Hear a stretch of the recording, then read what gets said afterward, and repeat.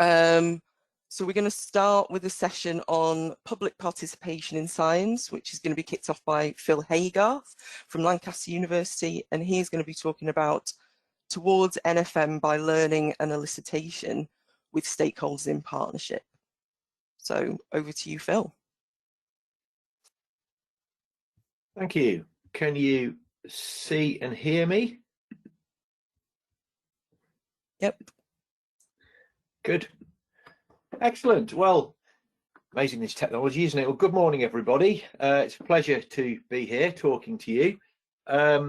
Yeah, so I'm part of the NERC NFM project, and part of the team. The many players who you can see there. There's a few older photographs that inevitably pop up that represent us earlier in our career, but nonetheless a great diverse team of contributors that are trying to tackle some of the NFM management challenges based particularly in the Eden, and on the title of quantifying the likely magnitude of nature-based flood mitigation effects across large catchments, a consortium team effort. In this presentation, I want to focus particularly on the elicitation challenge, and I'm just one small cog in a big wheel of contributors that are doing perhaps some more elegant contributions than I am. But my role is with a group of people from the Rivers Trust and with JBA Consulting to consider how we can really reach out and to try and make the best of our contacts with our partners in the catchments. And in thinking about this talk today, I thought the best way that I could do it is to provide a little narrative around my experience, not only my journey into the NFM project, but also reflecting on where I've come from in my experience as a catchment scientist, as a sort of soil and water scientist working on not just NFM, but also on other aspects of catchment biogeochemistry.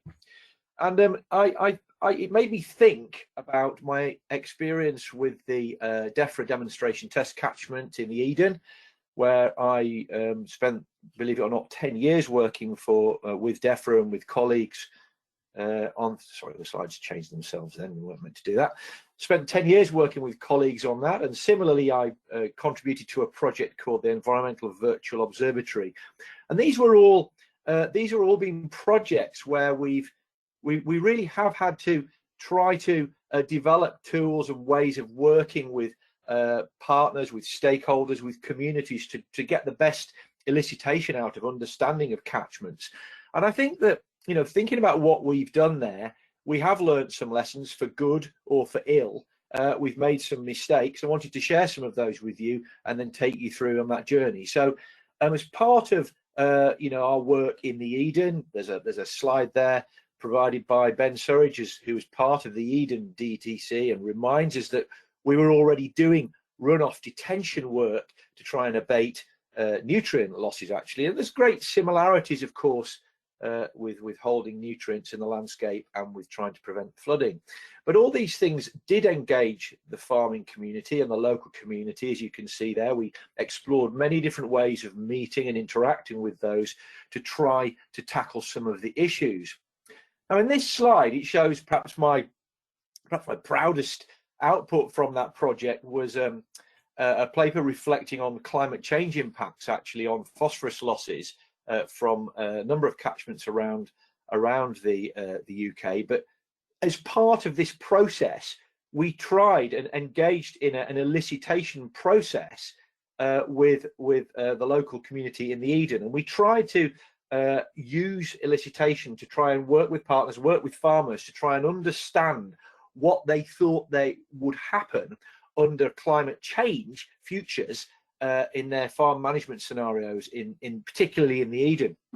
But actually, although the paper you know, was I guess a success, and we found an outcome, as you can see there was actually an enormous amount of uncertainty in what we got out of the elicitation. There was huge variability in the results, and if I'm honest, you know, if I just say it as it is, it didn't really provide any clarity, an outcome that really helped where we were going with the project. And so that leads me really nicely on as a segue towards this current topic and the current project where I'm leading this particular task 7. There's myself on the left with Barry, Catherine, Lucy and David from the Rivers Trust. And you know, these colleagues have been really leading on this, and I'm just representing what they've been doing here. But I hope that we learned from some of those vaguenesses, or some of that learning that we tried to do as part of the Eden the demonstration and the virtual observatory work. We were also helped by this. Now, it's unfortunate that we were helped by this kind of thing, but flooding definitely brings a focus to the elicitation issue. It's much more identifiable with, people can connect with it, it's visceral, and therefore it raises people's, it mobilizes people to want to help to a much greater degree than something like diffuse pollution, where my other focus is often spent. And that's a lot more ethereal, it's a lot more difficult to get people to engage with that. But flooding brings people together, and we lived through big storms like Desmond, and that really helped focus the community in the Eden and mobilized some of the support that we were then able to perhaps take forward and benefit from in the QNFM project. So the aim, particularly for me and my colleagues, was to within NIC's project is to co-develop with partners scenarios of flood management extent and provide scientific support for the deliverers, and particularly to co-develop scenarios, which is what the most of the emphasis is on here, and then to translate this information and to provide scientific support for partners. So what we specifically were to do, just see if I can change slides here. Doesn't want to change slides. What's going on? There we go.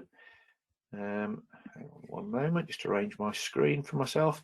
So the first thing that we did was back in those days before we had a global pandemic, was in autumn 2019, is we targeted discussions, or my colleagues actually in the Rivers Trust, Catherine and Lucy, targeted discussions with catchment hosts in the autumn of 2019, and had structured discussions around Cumbria and around the Eden, around the range of potential NFM scenarios. They went and visited different stakeholder groups around the region and asked for feedback on the feasibility and the level of ambition of a range of scenarios which the biophysical and the modelling parts of NIC's team had put forward for them. So that was the first phase. But then the really kind of, if you like, the transforming bit, the next component. Trying to get my slides to move on here. What's going on? Why won't it do this? There we go.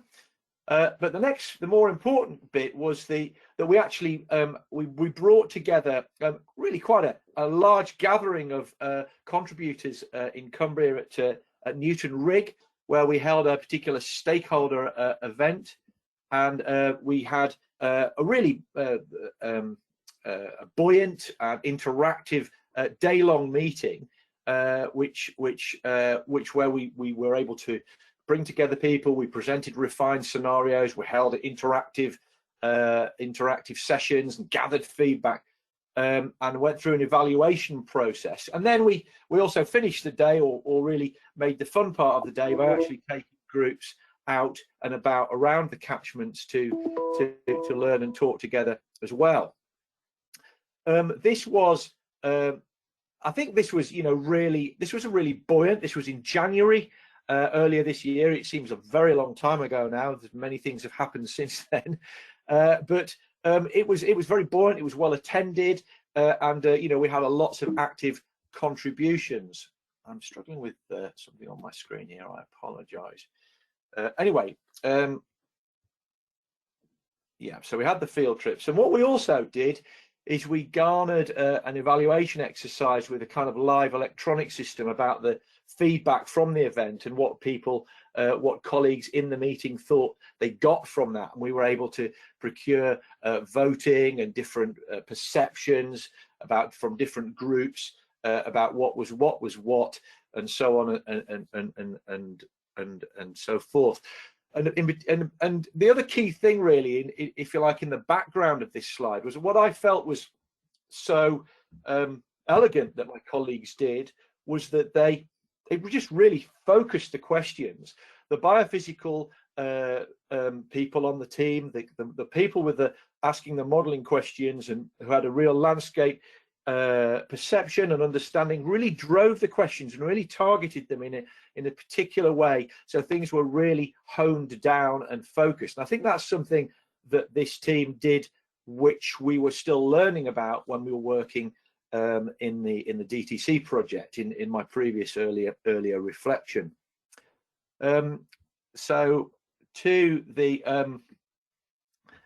So what did we find? So we basically co-developed, or the team actually co-developed a number of co-designed scenarios, which I believe the team will comment on that for themselves that are part of this meeting here today. But I believe that it was successful, that the iteration, the feedback, the discussion co-created 5 realistic partner scenarios based on Environment Agency maps, and the team filtered down to a credible set of changes based on twice the current rate for 25 years, plus analysis of what's been already put in place. And the team filtered the feedback by 2 methods: by prioritizing NFM in small catchments, less than 10 square kilometers above communities that are at risk of frequent flooding, and where previous modelling had already identified effective NFM. So again, I think the really important thing here is that what the team were able to do, and what the elicitation process did here, was because it had really very careful interaction with the biophysical component, there was a really strong drive. I think it really started to work to that elicitation when it's been really heavily driven and led from that. I'll try and get to my next slide. I think this is in fact my last slide. So let's just pause and reflect then on what I'm saying to you here today. Is that the experience from the QNFM project, and from my experience as well as a catchment scientist, is that if elicitation is to work, it really needs strong steer. And I think it works to the best with a biophysical lead. So you need structure from the modeling or from the biophysical components conceptually or whatever. That's really important. I think that if one lets, it's very important to let a community also, if you like, project its views and give feedback bottom up in a kind of free rein way. But I think that's an important part of the process, but it won't necessarily yield scientifically usable information unless it's focused in that way, unless that's at least my reflection anyway. I also think that if you're dealing with something like flooding, that really helps, because people can identify with it, they are mobilized by it, they think it's important for them, and it brings them together. So the people, those that are helping with the elicitation need to identify with it. Is it perhaps that we've contributed a little nudge forward in a new approach from this team? My colleagues have. The first time we've collated data in this way to drive scenarios and feedback into research. It's some pretty cool innovations. I feel that may be overstretching it. We may hear some other ideas today, and some of the next steps that we want to go forward to. Well, unfortunately, we were doing ever so well, and then the global pandemic came along, which slowed things down a little bit. If we were able to, we would like to continue to translate the complex scientific results and to provide further support and feedback. And I think that's really important to close down that relationship. So there you go. I've got to the end of my allocated slides, and hopefully that's about okay on time. And hopefully the technology worked and I wasn't just talking to myself. Yeah, you were bang on time, don't worry. Thanks very much, Phil. Has anyone got any questions for Phil? We've already got one in the chat, which I will read out from Carl Reynolds. What's the impact on communities on the ground? How practically does this help them? Well, I can give you an example, anecdotal example from, well, I'll give you two examples. In my experience in the Eden, we were focused around a particular, it was a very tight community. There was a very focused small catchment zone where we did a lot of work, and there were, you know, and the biophysical interactions that the DTC did was right upstream of where there was actually quite a lot of flooding impact downstream. And that community and a particular farmer really felt that they were benefiting and contributing. Now, whether there was a galvanizing of the community, because the farmer hosting the runoff retention features became almost like a local hero for the community, because they were hosting these detention features. So that was a positive thing. And then it's like informally that discussion led to that, you know, promoted that. And I think also specifically more broadly, if you take the approach that QNFM is using, if you work with, you know, it's got to be of benefit to communities to allow them to have some input, as long as it's structured and led also by those with a kind of biophysical.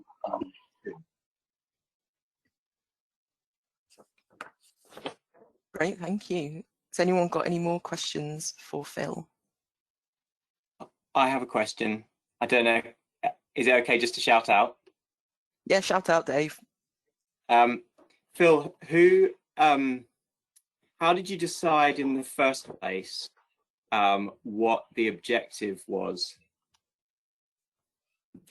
Well, that was just that's a very broad question. I guess I'll try and. I mean, it was a team effort. It's a big team, and there was, you know, there was a lot of reflection and to and fro about what we wanted to get out of it. So the way Nick leads it is we've got the modelling component, we've got those of us that are trying to work the elicitation and so on, and they're bringing the information together. And as we went forward into the workshops, you know, we had a sort of iterative discussion about what was necessary. But that, at the end of the day, that's a creative, intellectual iteration between people. It's a communication thing.